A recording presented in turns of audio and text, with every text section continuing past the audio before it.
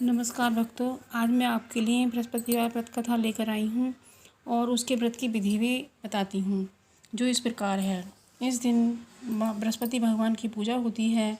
दिन में एक समय ही भोजन करें, पीले वस्त्र धारण कर पीले पुष्पों को धारण करें।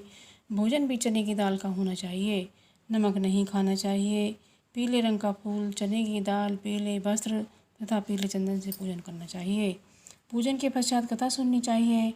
इस व्रत के करने से बृहस्पति जी अति प्रसन्न होते हैं, धन और विद्या का लाभ होता है। स्त्रियों के लिए यह व्रत अति आवश्यक है। इस व्रत में केले का पूजन होता है।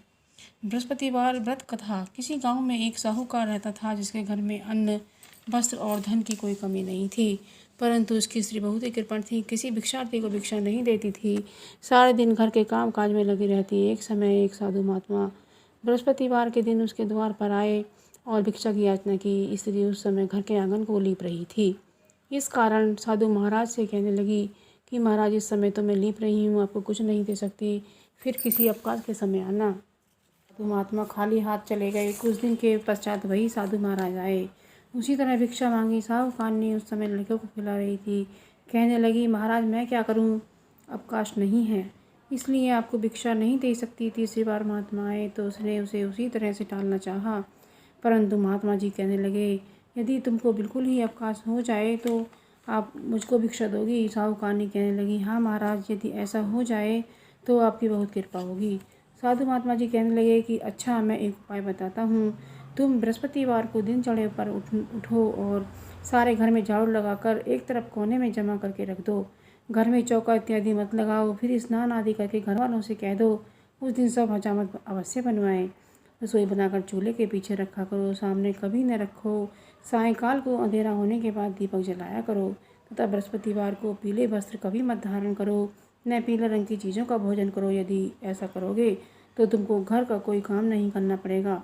साहूकानी ने ऐसा ही किया। बृहस्पतिवार को दिन चढ़े उठी, झाड़ू लगाकर कूड़े के घर में जमा कर दिया। पुरुषों ने हजामत बनवाई, भोजन बना चूल्हे के पीछे रखा। वह सब बृहस्पतिवारों को ऐसा ही करती रही। अब कुछ काल बाद उसके घर में खाने को दाना न रहा। थोड़े दिनों में वही महात्मा फिर आए और भिक्षा मांगी, परंतु सेठानी ने कहा कि महाराज, मेरे घर में खाने को अन्न ही नहीं, मैं क्या दे सकती हूँ। तब महात्मा ने कहा, जब तुम्हारे घर में सब कुछ था तब भी तो कुछ नहीं देती थी, अब पूरा पूरा अवकाश है तब भी कुछ नहीं दे रही हो, तुम क्या चाहती हो वह कहो।